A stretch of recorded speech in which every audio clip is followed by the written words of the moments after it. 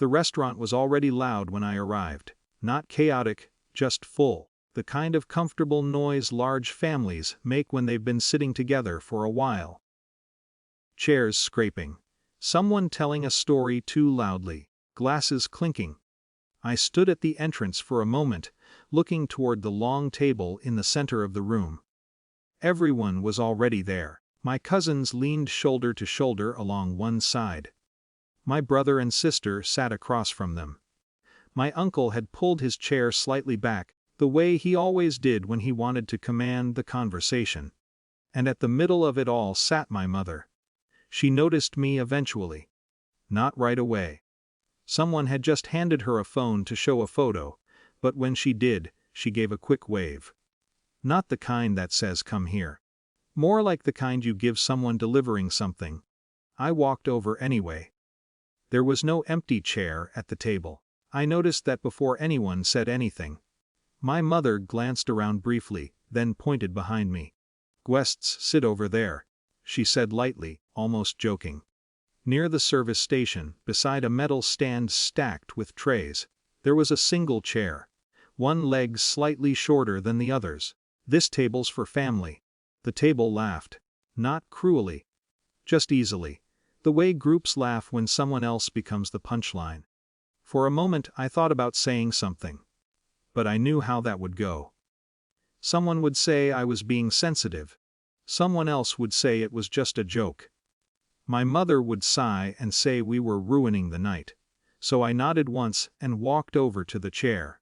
It rocked slightly when I sat down. From there I could see the entire table. No one had to turn their head to avoid eye contact. I was simply outside the circle now. Servers moved past me constantly.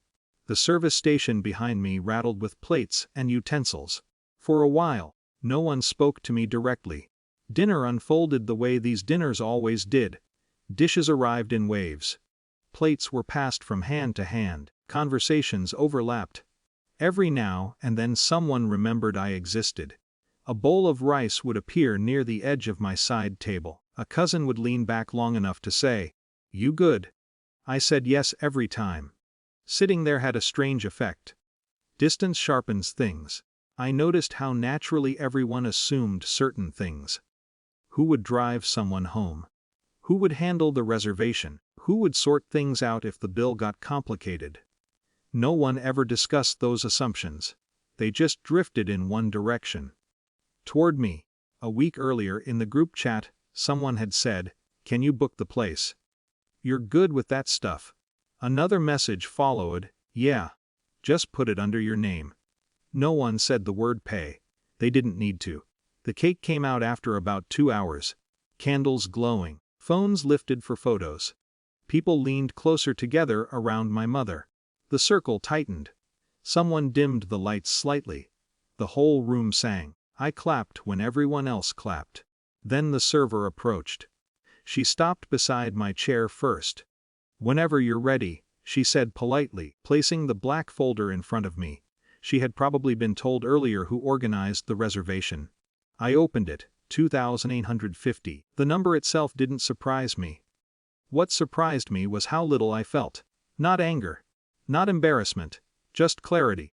I closed the folder and sat there for another moment.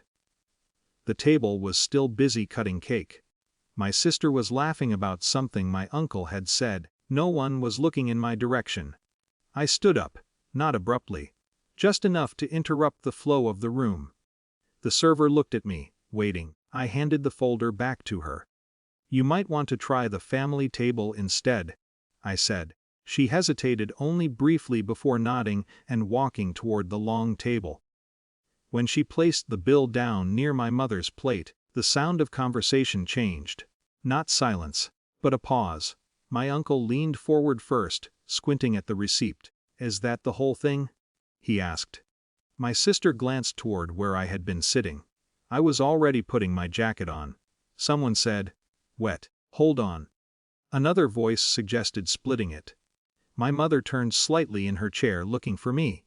I was near the exit by then. The server caught up with me quietly. "Did you still want to settle your portion?" she asked. I nodded. We stepped aside to the register. I paid for my meal and the drink I'd ordered. Nothing more. When I walked out of the restaurant, the night air felt oddly quiet. My phone buzzed about 10 minutes later. Then again. By the time I got home, there were several messages. My sister called it unnecessary. My uncle asked what kind of point I thought I was making. My mother left a short voicemail. "You embarrassed everyone," she said. "You could have just handled it like you always do." I listened to it once. Then I put the phone down. For the first time in a long while, my chest didn't feel tight after a family gathering. A few weeks later, someone mentioned another dinner in the group chat. No one asked me to book it. No one asked me to pay. The conversation moved around me instead of toward me. And I noticed something I hadn't expected. Relief came before loneliness. It turns out belonging feels very different when it isn't purchased. And sometimes the first step toward finding it is simply standing up from the chair they gave you.